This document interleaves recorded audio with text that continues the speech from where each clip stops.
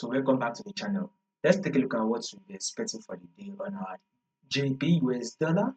If you are yet to subscribe and you've not done that yet, make sure you do what to click on the subscribe button, guys. Like, share, make your comments, and also follow the Telegram. You will find a link to the Telegram in the comment section. So let's start with our trend on GBP USD. What is the trend?